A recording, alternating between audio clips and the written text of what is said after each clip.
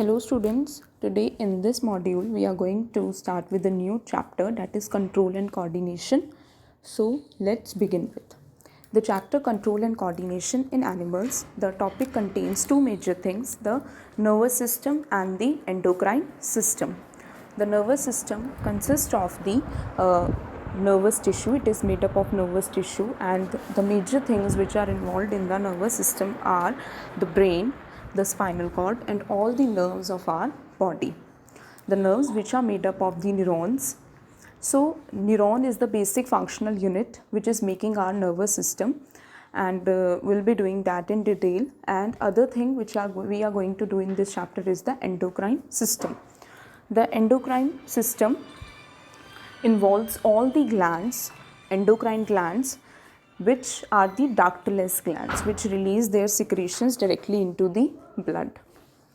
Now we have we have two categories of the glands. We have exocrine glands and we have the endocrine glands.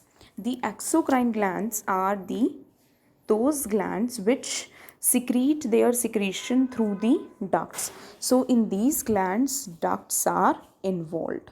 Okay, these glands have certain type of the ducts, and they pour their secretion into these ducts, and from these ducts the secretion is released out. Okay, like the salivary gland in our mouth, then liver is a type of an exocrine gland, sweat glands are the exocrine glands. So these are the exocrine glands, but the endocrine glands are those which release their secretion directly into the blood, like the pituitary gland, adrenal gland, then we have thyroid gland. All these are the endocrine glands. So control and coordination in animals is done with the two major things, the nervous system, and the second one is the endocrine system. In animals, the nervous system and the hormonal system together is responsible for the control and coordination. Now in this chapter, let's start with the topic receptors. What are receptors? These are the specialized tip of the nerve fibers that collect the information to be conducted by the nerves. So we know that our nervous system is made up of brain, spinal cord, and nerves. Nerves are made up of nerve fibers. Nerve fibers have specialized tips which collect the information and then they transfer that information to our nerves. So these tips are known as the receptors. Receptors are generally present in our sense organs. We have 5 sense organs: eyes, ears, nose, tongue, and our skin.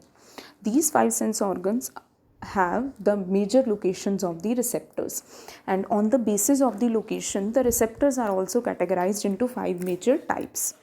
We have photoreceptors in our ears, and they do the function of hearing and balance of the body.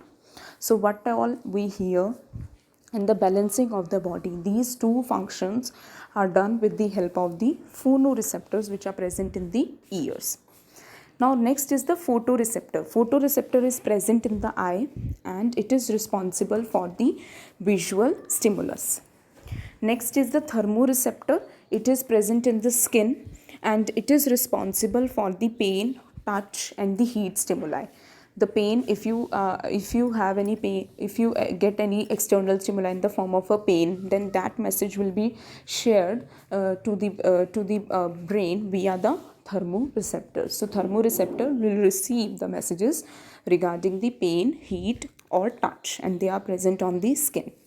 The next is the olfactory receptor. These are present in the nose and they are responsible for receiving the information regarding smell. Last one is the gustatory receptor. These are present in the tongue and they are responsible for the taste detection. So these are the all 5 categories of the receptors and their location and function. Let's take a quick recap. Receptors, 5 types. First, phono, present in the ear, do hearing and balance of the body. Second, photo, present in the eye. It is responsible for the visual stimulus.